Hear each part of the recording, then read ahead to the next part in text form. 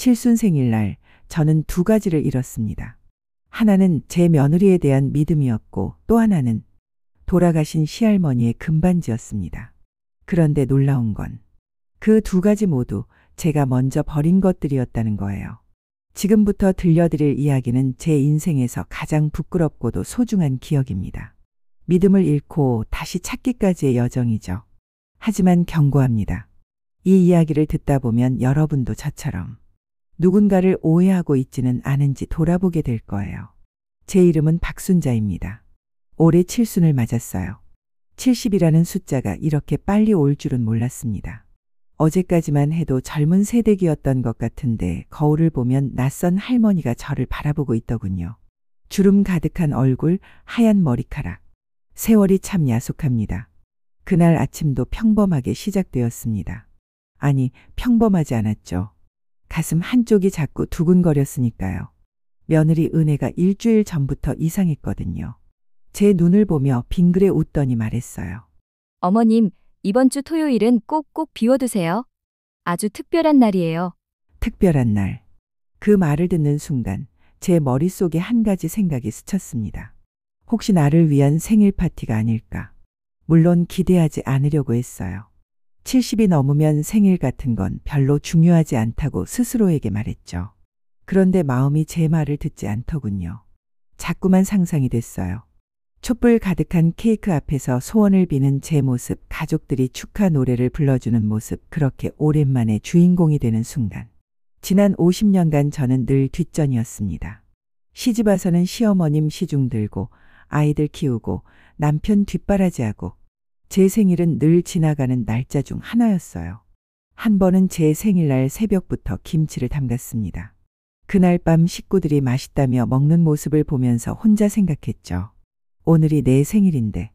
하지만 말하지 않았어요. 괜히 눈치 보일까봐. 그런데 이번엔 다를 것 같았어요. 며느리의 그 미소, 그 눈빛이 달랐거든요. 진심이 담겨 있었으니까요. 그래서 저는 결심했습니다. 오늘만큼은 예쁘게 차려입자고요.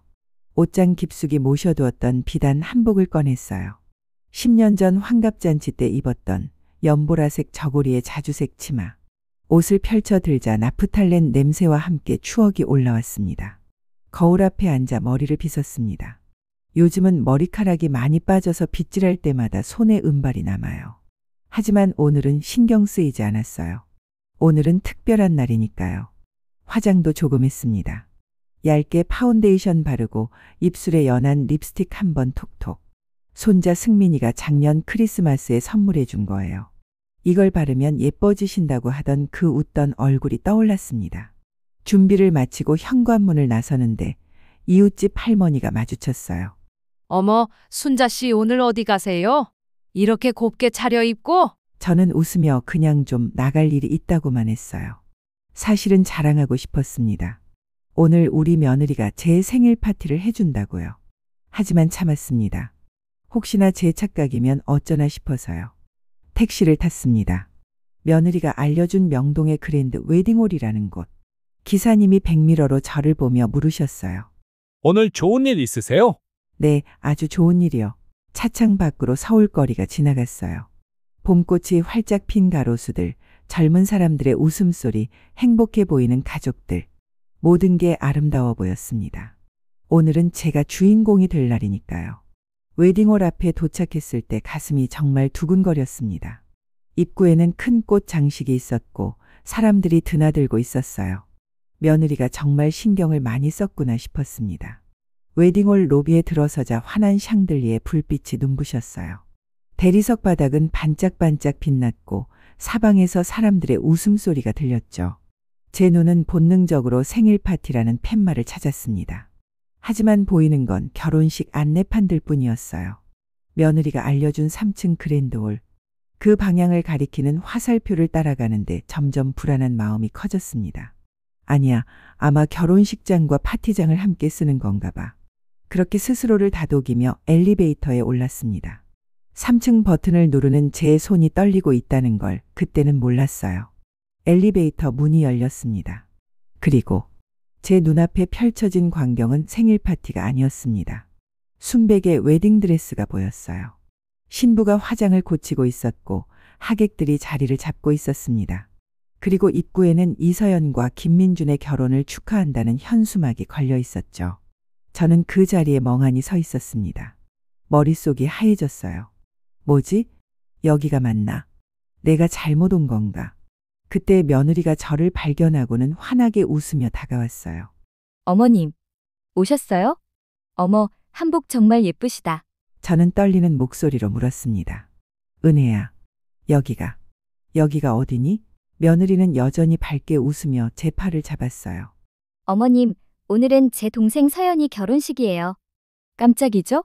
어머님 꼭 오셨으면 했어요. 그 순간 정말 시간이 멈춘 것 같았습니다. 며느리의 입은 계속 움직이고 있었지만 더 이상 말이 들리지 않았어요. 귓가에서 웅웅거리는 소리만 났죠. 동생, 결혼식? 그 단어들이 제 머릿속에서 맴돌았습니다. 아, 오늘은 내 생일 파티가 아니었구나. 며느리의 말이 다시 떠올랐어요. 토요일은 꼭 비워두라고 특별한 날이라고 했던 그 말. 네, 특별한 날이었죠. 하지만 그건 제가 아닌 며느리 동생을 위한 특별한 날이었습니다. 제가 뭐라고 대답했는지 기억나지 않아요. 아마 그렇구나 정도였을 거예요. 며느리는 제 손을 잡고 객석 한쪽 구석 자리로 안내했습니다. 어머님, 여기 앉으세요. 제가 신부 어머니 역할이라 정신없어서요. 혼자 계셔도 괜찮으시죠? 그렇게 말하고는 바쁘게 어딘가로 가버렸어요. 저는 그 딱딱한 의자에 앉았습니다. 주변을 둘러보니 모두 처음 보는 얼굴들이었어요. 며느리 친정 쪽 하객들이었죠. 저는 그들에게 낯선 노인, 그저 초대받은 손님 한 명에 불과했습니다.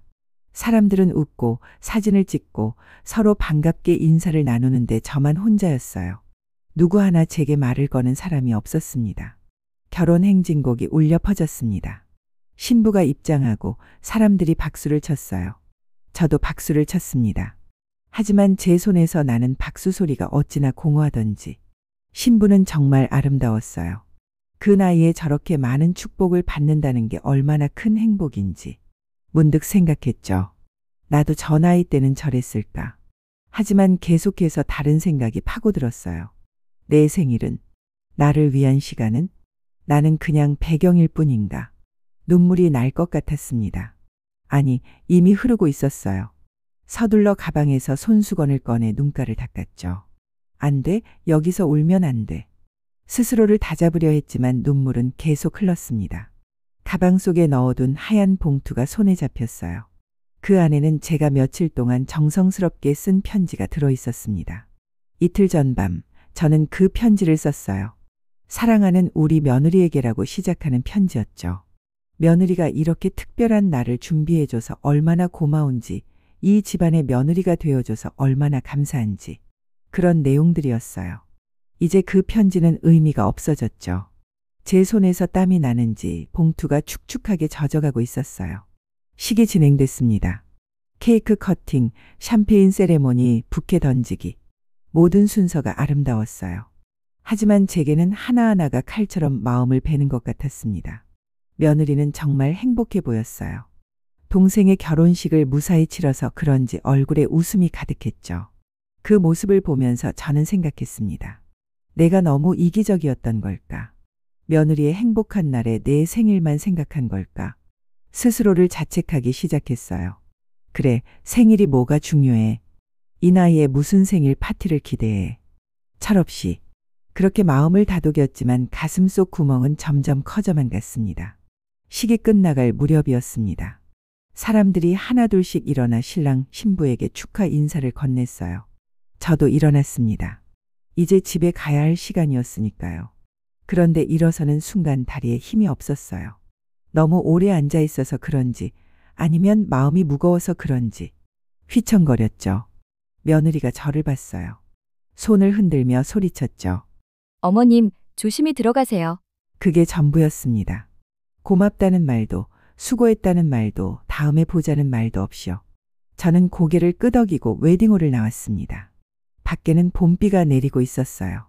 언제 내렸는지 모르겠지만 거리는 이미 젖어 있었죠. 저는 우산도 없이 그 비를 맞으며 걸었습니다. 집으로 가는 택시 안에서 저는 창밖만 바라봤어요. 빗물이 창문을 타고 흘러내리는 모습이 제 마음 같았습니다. 기사님이 물으셨어요. 좋은 일 있으셨어요? 아까는 그렇게 화나시더니. 저는 겨우 웃으며 대답했습니다. 네, 좋은 일이었어요. 거짓말이었죠. 하지만 인정하고 싶지 않았어요. 제가 이렇게 상처받았다는 걸, 이렇게 외로웠다는 걸 인정하는 순간 더 큰 슬픔이 밀려올 것 같았으니까요. 집에 도착했을 때 하늘은 이미 어두워지고 있었습니다. 제 칠순 생일, 이렇게 지나가고 있었어요. 다음 날 아침, 눈을 떴을 때 온몸이 무거웠습니다. 어제의 일이 꿈이었으면 좋겠다고 생각했지만 벽에 걸린 젖은 한복이 현실을 말해주고 있었죠. 창문을 열었어요. 어제 비는 그치고 맑은 하늘이 보였습니다. 하지만 제 마음은 여전히 비가 내리고 있었어요. 세수를 하다가 거울에 비친 제 얼굴을 봤습니다. 눈두덩이가 부어 있었어요. 어젯밤 얼마나 울었는지 베개가 축축하게 젖어 있었거든요. 옷을 갈아입으려고 서랍을 열었습니다. 그리고 그때 깨달았어요. 제 금반지가 없어졌다는 걸. 처음엔 제가 잘못 본 줄 알았어요. 분명히 여기 넣어뒀는데. 저는 서둘러 서랍 구석구석을 뒤졌습니다. 다른 서랍도 열어보고 침대 밑도 들여다봤어요. 없었습니다. 어디에도 없었어요. 그 금반지는 그냥 반지가 아니었습니다. 돌아가신 시할머니께서 시집 올 때 제 손에 직접 끼워주시며 하신 말씀이 아직도 귓가에 생생해요. 순자야, 이 반지는 우리 집안에 3대째 내려오는 거란다. 내가 잘 보관했다가 나중에 내 며느리에게 물려주렴. 그때 시할머니의 손은 참 따뜻했어요. 낯선 시집에서 떨고 있던 제 손을 꼭 잡아주셨죠. 그 반지를 볼 때마다 시할머니가 생각났고 제가 이 집안의 일원이라는 걸 느꼈습니다. 그 소중한 반지가 사라졌어요. 저는 바닥에 주저앉아 다시 생각해 봤습니다. 언제 마지막으로 봤지? 일주일 전이었어요. 청소를 하다가 반지를 빼서 서랍에 넣어뒀죠. 그리고 그 이후로 며느리가 제 방을 청소한다고 들어왔었어요. 날씨도 좋은데 친구도 햇볕에 말리겠다며요. 저는 고맙다며 거실로 나갔었죠. 설마 그때? 아니에요. 며느리가 그럴 리 없어요. 우리 며느리는 그런 사람이 아니에요. 하지만 의심이 한번 생기자 자꾸만 이상한 생각들이 떠올랐습니다. 며느리가 최근에 돈 이야기를 자주 했던 것, 동생 결혼 준비 때문에 스트레스 받는다고 했던 것. 아니야, 그냥 내가 어딘가에 잘못 뒀을 거야. 스스로를 다독이며 다시 방 안을 뒤졌습니다. 옷장 속, 책장 뒤, 화분 밑, 가능한 모든 곳을 찾아봤어요. 1시간이 지났을까요? 2시간이 지났을까요? 저는 결국 포기하고 침대에 앉았습니다. 온몸에서 힘이 빠져나갔어요. 그때 현관문이 열리는 소리가 들렸어요. 며느리가 장을 보고 돌아온 거였죠. 저는 떨리는 마음으로 거실로 나갔습니다. 며느리에게 물어봐야 할까? 하지만 어떻게 물어보지? 혹시 내 반지 못 봤냐고 하면 며느리가 기분 나빠하지 않을까? 며느리는 부엌에서 장 본 것들을 정리하고 있었어요. 저는 조심스럽게 다가가 입을 열었습니다. 은혜야, 혹시 내 방 청소하실 때 금반지 못 보셨어요? 며느리의 얼굴이 순간 굳었습니다. 아주 짧은 순간이었지만 저는 놓치지 않았어요. 그리고 며느리는 말했습니다. 금반지요? 아니요, 못 봤는데요. 왜요? 없어졌어요? 그 말투가 너무 차갑게 느껴졌어요. 평소에 따뜻한 며느리가 아니었습니다. 저는 어색하게 웃으며 말했어요. 아니야. 그냥 어디 뒀는지 기억이 안 나서. 내가 또 깜빡했나 봐. 며느리는 더 이상 말을 하지 않았어요. 그냥 다시 냉장고에 채소를 넣고 과일을 씻었죠. 저는 뒷걸음질 치며 제 방으로 돌아왔습니다. 방문을 닫는 순간 눈물이 터져 나왔어요. 왜 이렇게 서러운지. 반지를 잃은 것도 슬픈데 며느리에게 의심받는 것 같은 기분이 드는 게 더 슬펐습니다. 며느리를 의심하고 싶지 않았어요. 하지만 자꾸만 어제 일이 떠올랐죠. 제 생일을 잊고 동생 결혼식에만 신경 쓰던 며느리, 그리고 오늘 제 반지에 대해 물었을 때 보인 그 차가운 반응. 밤이 되었습니다. 저녁 식사 시간이 되었지만 나가고 싶지 않았어요. 며느리와 마주치는 게 두려웠습니다. 며느리가 문 밖에서 불렀지만 저는 배 안 고프다고만 대답했어요. 그날 밤 저는 잠을 이룰 수 없었습니다. 천장을 바라보며 생각했어요. 정말 며느리가 가져간 걸까? 아니면 내가 너무 예민한 걸까? 며칠이 지났습니다. 그동안 저는 며느리를 피했어요. 아침에 일찍 일어나 며느리가 깨기 전에 식사를 하고 낮에는 방에만 있었죠. 거울을 보니 제가 많이 야위었더군요. 밥맛도 없었고 잠도 제대로 못 잤으니까요. 머릿속은 온통 그 금반지 생각뿐이었습니다. 그날도 방에서 창밖을 보고 있었어요. 며느리가 누군가와 전화 통화를 하며 현관을 나서는 게 보였죠. 친정에 다녀오겠다고 아들에게 말하는 소리가 들렸어요. 친정이라. 토요일 아침부터 친정에. 별 생각 없이 그렇게 중얼거렸어요. 그때만 해도 저는 몰랐습니다. 제 인생에서 가장 충격적인 장면을 목격하게 될 줄은. 그날따라 답답한 마음에 산책을 나가기로 했어요. 동네 뒷산을 좀 걸으면 기분이 나아질 것 같았죠.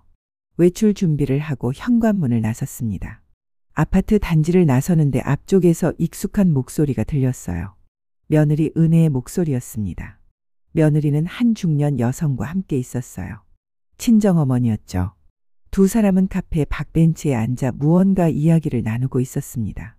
저는 본능적으로 가까운 나무 뒤로 몸을 숨겼어요. 왜 그랬을까요?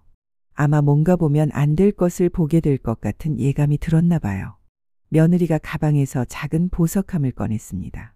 그리고 그 안에서 뭔가를 꺼내 친정어머니에게 건넸어요. 그 순간 햇빛에 반짝이는 게 보였습니다. 금반지였어요. 제 금반지였습니다. 세상이 무너지는 것 같았어요. 다리에 힘이 풀려서 나무에 몸을 기댔죠. 눈앞이 핑 돌았습니다. 며느리의 입이 움직이는 게 보였어요. 거리가 멀어서 정확한 말은 들리지 않았지만 몇 마디는 들렸습니다. 어머니, 이거 받으세요. 제가 드리고 싶었어요. 친정어머니는 반지를 받아 들고 햇빛에 비춰보며 기뻐했어요. 두 손으로 며느리의 손을 꼭 잡고 뭐라고 말했죠. 아마도 고맙다는 말이었을 거예요. 제 손이 떨렸습니다. 분노인지 슬픔인지 배신감인지 알 수 없는 감정들이 한꺼번에 밀려왔어요. 시할머니의 목소리가 귓가에 울렸습니다. 이 반지는 3대째 내려오는 거란다. 내가 잘 보관했다가 며느리에게 물려주렴. 네, 며느리에게 물려주려고 했어요. 하지만 이런 식으로는 아니었죠. 몰래 가져가서 제 허락도 없이 친정어머니에게 주는 그런 식으로는요. 두 사람은 일어나 카페 안으로 들어갔어요. 친정어머니는 여전히 반지를 손에 쥐고 있었고 며느리는 팔짱을 끼며 다정하게 걸어갔죠. 저는 그 자리에 한참을 서 있었습니다. 지나가는 사람들이 저를 이상하게 쳐다봤지만 신경 쓰이지 않았어요. 머릿속이 하얘서 아무 생각도 나지 않았습니다. 근처 벤치로 비틀거리며 걸어가 앉았어요. 가슴이 너무 답답해서 숨쉬기가 힘들었죠. 이럴 수가, 정말 며느리가. 하늘을 올려다봤어요. 너무 맑고 파란 하늘이었습니다. 이렇게 아름다운 날에 제 마음은 왜 이렇게 어두운지. 핸드폰을 꺼냈어요. 아들에게 전화하고 싶었습니다. 내 마누라가 내 반지를 가져갔다고 말하고 싶었죠. 하지만 전화번호를 누르다가 멈췄어요. 이걸 말하면 우리 가족은 어떻게 될까? 그 생각이 머릿속을 스쳤습니다. 아들과 며느리가 싸우겠죠. 가정이 깨질 수도 있어요. 손자는 어떻게 되고. 저는 핸드폰을 다시 가방에 넣었습니다. 조금만 더 생각해보자. 혹시 내가 잘못 본 건 아닐까? 하지만 마음 깊은 곳에서는 알고 있었어요. 제가 잘못 본 게 아니라는 걸. 그건 분명 제 금반지였고 며느리가 친정어머니에게 준 게 맞다는 걸. 집으로 돌아오는 길 발걸음이 무거웠어요. 마치 온몸에 돌덩이를 매단 것처럼 한 발 한 발 내딛기가 힘들었죠. 현관문 앞에 섰을 때 안에서 며느리의 웃음소리가 들렸어요. 아마 집에 돌아와 있나 봐요. 저는 문고리를 잡았다가 놓았다가 몇 번을 망설였습니다. 들어가야지. 이게 내 집인데. 스스로를 다독이며 문을 열었어요. 며느리는 소파에 앉아 TV를 보고 있었어요. 제가 들어오자 돌아보며 웃었죠. 어머님, 산책 다녀오셨어요? 날씨 좋죠? 그 웃음이 너무 자연스러워서 더 끔찍했어요. 마치 아무 일도 없었던 것처럼, 제 반지를 훔쳐간 사람이 아닌 것처럼. 저는 고개만 끄덕이고 제 방으로 들어갔습니다. 더 이상 며느리의 얼굴을 볼 수가 없었어요. 방문을 닫자마자 저는 침대에 쓰러졌어요. 온몸에 힘이 하나도 없었습니다. 저녁 식사 시간이 되었습니다. 며느리가 문을 두드렸어요. 저녁 드시라고 삼겹살 구웠다고 했습니다. 삼겹살. 제가 좋아하는 거죠. 평소 같으면 기뻐하며 나갔을 거예요. 하지만 오늘은 다 보였습니다. 며느리의 그 친절함이 얼마나 가식인지. 하지만 나가지 않을 수 없었어요. 계속 방에만 있으면 아들이 이상하게 생각할 테니까요. 저는 억지로 문을 열고 식탁으로 갔습니다. 아들이 왜 안 먹냐고 맛없냐고 물었어요. 며느리도 걱정스러운 표정을 지으며 요즘 입맛이 없으신 것 같다고 병원 가보시겠냐고 했습니다. 병원에 가야 할 사람은 따로 있는 것 같은데 말이죠. 저는 며느리를 똑바로 쳐다봤어요. 며느리가 눈을 피했습니다. 그 순간 확신했죠. 내가 가져갔구나, 내 반지를. 참을 수 없었어요. 더 이상 모르는 척할 수 없었습니다. 저는 젓가락을 탁 내려놓고 입을 열었어요. 은혜야, 내 금반지. 내가 가져갔지? 제 목소리가 생각보다 차가워서 저도 놀랐어요. 며느리도 아들도 깜짝 놀라 저를 쳐다봤죠. 식탁에 무거운 침묵이 흘렀습니다. 며느리의 얼굴이 하얗게 질렸어요. 아들은 어리둥절한 표정으로 우리를 번갈아 봤죠. 며느리가 무슨 말씀이냐고 오해라고 말했지만 목소리가 떨리고 있었습니다. 저는 자리에서 벌떡 일어났어요. 내가 직접 봤다고, 오늘 아침 내가 친정어머니한테 내 반지를 주는 걸 봤다고 소리쳤습니다. 며느리의 눈이 커졌습니다. 입이 벌어졌다 다물어졌다를 반복했어요. 아무 말도 하지 못하는 그 모습을 보면서 저는 더욱 확신했습니다. 그래, 내가 본 게 맞구나. 내가 정말 가져갔구나. 아들이 황급히 일어나 진정하라고, 무슨 일인지 잘 모르겠다고 했지만 저는 아들의 말을 끊었습니다. 내 엄마가 돌아가시기 전에 내게 물려주신 금반지, 3대째 내려오는 그 반지가 없어졌다고, 그리고 오늘 내 마누라가 그걸 친정어머니한테 주는 걸 내가 봤다고 말했습니다. 아들이 며느리에게 그게 사실이냐고 물었어요. 며느리는 고개를 떨구고 눈물을 흘리기 시작했습니다. 며느리의 눈물. 평소 같았으면 측은한 마음이 들었을 거예요. 하지만 지금은 달랐습니다. 그 눈물조차 가식으로 보였어요. 며느리가 눈물 범벅이 된 얼굴로 떨리는 목소리로 죄송하다고, 하지만 오해라고 말했습니다. 저는 소리쳤죠. 오해가 뭐가 오해냐고, 내가 직접 본 걸 어떻게 오해냐고요. 며느리는 더 이상 말하지 못하고 자리에서 일어나 방으로 뛰어갔어요. 쿵 하는 소리와 함께 방문이 닫혔죠. 아들이 저를 쳐다봤어요. 그 눈빛에는 실망이 담겨 있었습니다. 저에 대한 실망이었죠. 아들은 이러시면 안 된다고, 은혜가 그런 애가 아니라고 말했습니다. 아들의 말이 칼처럼 제 가슴을 찔렀어요. 그런 애가 아니라고? 그럼 난 거짓말쟁이란 거니? 저는 아들에게 물었어요. 엄마 말을 안 믿냐고, 내가 직접 봤다고 말했습니다. 아들은 요즘 많이 힘드셨다며 혹시 착각하신 거 아니냐고 했어요. 착각. 그 말이 제일 견딜 수 없었어요. 제 아들조차 저를 안 믿는다는 게. 저는 말했습니다. 그래, 내 마누라 편을 들어라. 날 낳아준 엄마보다 마누라가 더 중요하겠지. 저는 더 이상 할 말이 없었어요. 뒤돌아서서 제 방으로 갔습니다. 아들이 뭐라고 부르는 소리가 들렸지만 무시했죠. 방문을 닫는 순간 온몸에 힘이 빠졌어요. 저는 바닥에 주저앉아 울었습니다. 한참을 울었어요. 왜 이렇게 되었을까요? 며칠 전만 해도 우리는 평범한 가족이었는데 칠순 생일을 기대하던 순박한 시어머니였는데 벽 너머로 아들과 며느리가 대화하는 소리가 들렸어요. 정확한 말은 들리지 않았지만 아들이 며느리를 달래는 것 같았습니다. 역시 아들도 며느리 편이구나. 그날 밤은 유난히 길었습니다. 한잠도 자지 못하고 천장만 바라봤어요. 머릿속에서는 계속 같은 생각들이 맴돌았죠. 내가 잘못 본 걸까? 아니야, 분명히 봤어. 그럼 왜 며느리는 오해라고 했을까? 정말 오해일까? 혼란스러웠어요. 제가 본 게 맞는데 하지만 며느리의 그 눈물, 아들의 그 실망스러운 눈빛, 모든 게 저를 의심하게 만들었습니다. 그리고 다음 날, 제가 전혀 예상치 못한 일이 벌어졌습니다. 다음 날 저는 침대에서 일어나지 못했어요. 몸도 마음도 너무 지쳐 있었죠. 며느리가 몇 번 문을 두드렸지만 대답하지 않았습니다. 어머님, 진짜 괜찮으시냐고 문 좀 열어달라고 울먹이는 소리가 들렸지만 저는 돌아누웠습니다. 그때 현관문이 열리는 소리가 들렸어요. 손자 승민이가 학교에서 돌아온 거였죠. 할머니 나왔다는 그 밝은 목소리를 일주일 만에 듣는 것 같았어요. 승민이가 제 방문을 두드렸습니다. 할머니, 안 계세요? 저는 억지로 목소리를 냈어요.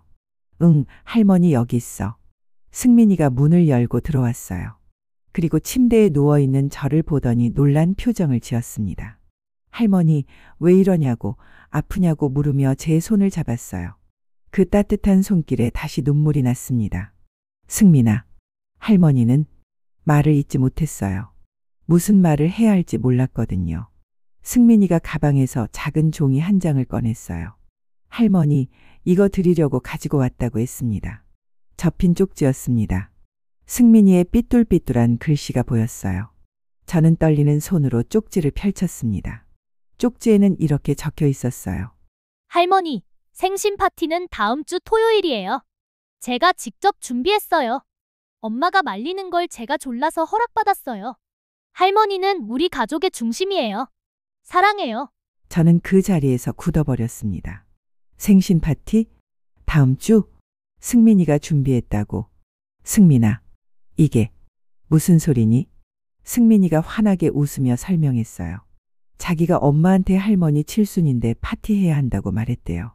그래서 이번 주는 이모 결혼식이 있어서 다음 주에 하기로 했다고요. 눈물이 멈추지 않았어요. 하지만 이번에는 다른 종류의 눈물이었습니다. 그럼 며느리는? 승민이가 핸드폰을 꺼냈어요. 할머니, 이것도 보라며 엄마가 보낸 사진이라고 했습니다. 핸드폰 화면에는 제 금반지가 보였습니다. 그런데 반지가 아니라 아름다운 목걸이가 되어 있었어요. 승민이가 설명했어요. 엄마가 할머니 생신 선물로 반지를 목걸이로 만들어 드리려고 가져간 거래요. 외할머니가 보석 공방을 하시니까 외할머니한테 부탁한 거래요. 그제야 그날의 장면이 다르게 보이기 시작했어요. 며느리가 친정어머니에게 건넨 반지.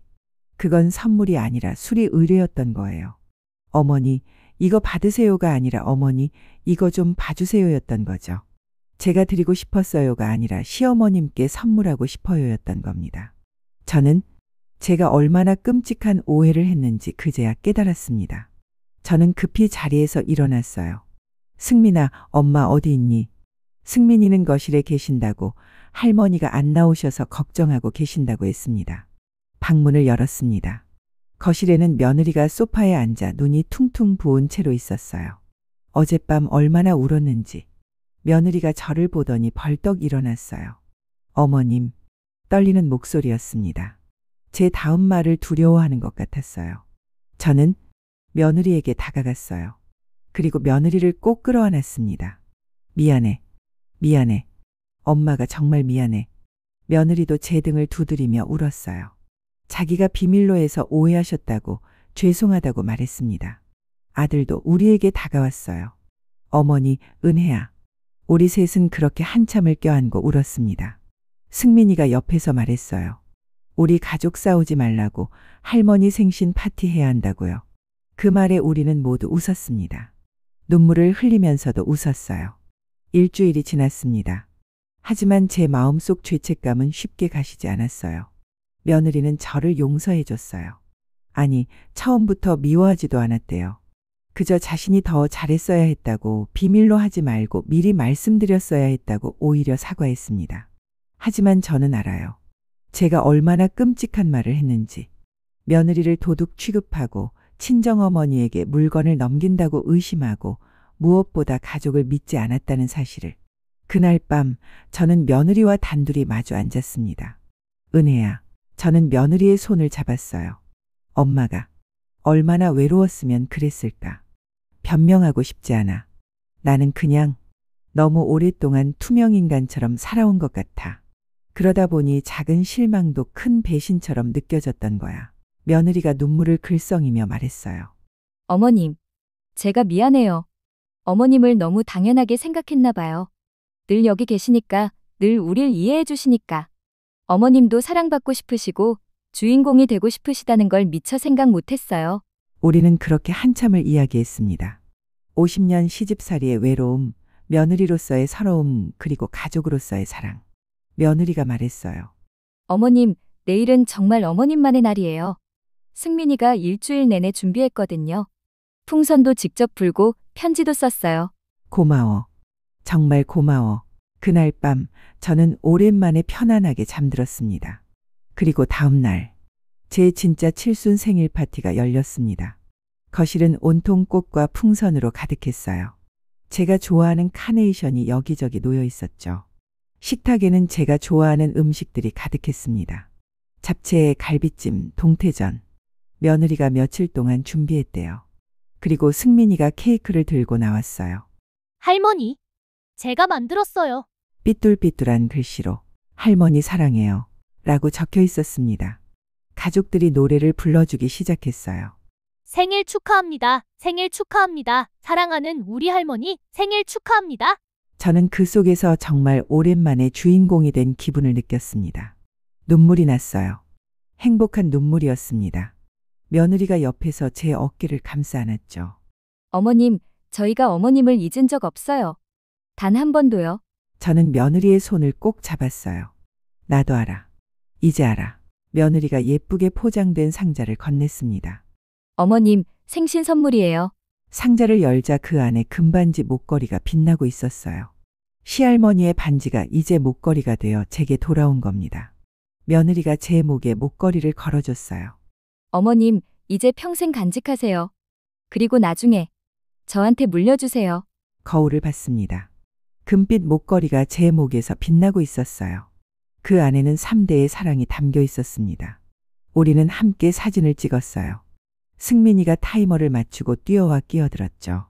카메라 앞에서 우리는 모두 환하게 웃었습니다. 그 사진을 보면서 저는 깨달았어요. 가족이란 완벽하지 않다는 걸. 오해도 하고 상처도 주지만 결국 사랑으로 다시 이어진다는 걸. 한 달이 지났습니다. 우리 집은 예전보다 더 따뜻해졌어요. 며느리와 저는 자주 함께 장을 보러 갑니다.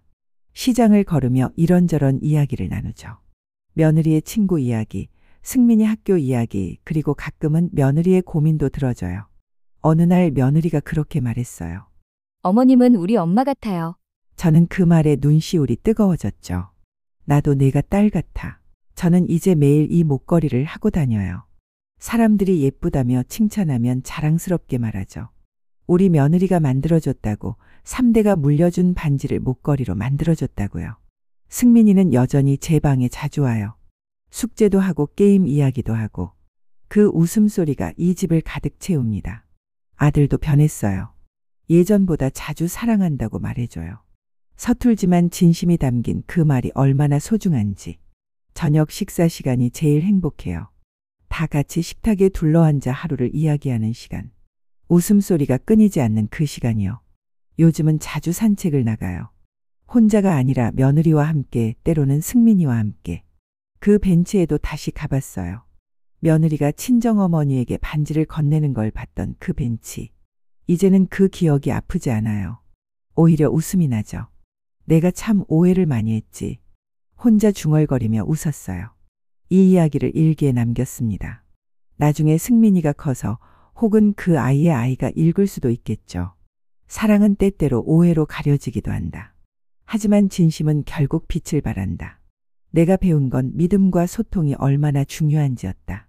그리고 무엇보다 나 자신의 외로움을 인정하는 것, 그것이 가장 중요했다. 나이 들어도 우리는 여전히 사랑받을 자격이 있습니다. 그리고 그 사랑은 때로는 케이크 위에 촛불이 아니라 손자의 작은 쪽지 한 장, 며느리의 정성스러운 목걸이, 아들의 서툰 포옹, 그런 작은 것들 속에 담겨 있습니다. 칠순, 새로운 시작이었어요. 끝이 아니라 시작. 제 인생의 가장 아름다운 시작 말이에요. 여러분, 만약 지금 가족 때문에 힘드시다면 조금만 참아보세요. 그리고 한 번 더 대화해보세요. 진실은 언제나 사랑 속에 숨어 있으니까요. 나는 오늘도 이 금목걸이를 만지작거립니다. 그리고 생각하죠. 나는 참 복받은 사람이다라고. 여러분도 그렇게 느끼실 수 있기를 진심으로 바랍니다. 칠순 생일의 비밀. 그건 바로 사랑은 절대 늦지 않는다는 것입니다. 그리고 가장 큰 적은 타인이 아니라 내 안의 외로움이라는 것. 그 외로움을 인정하고 나눌 때 비로소 진짜 사랑을 받을 수 있다는 것입니다. 나이 들어도 우리는 여전히 사랑받을 자격이 있습니다. 그 사랑은 거창한 이벤트가 아니라 작은 손길, 따뜻한 말 한마디, 진심 어린 눈빛 속에 있습니다. 오늘 당신의 가족에게 사랑한다고 말해주세요. 그것만으로도 충분합니다.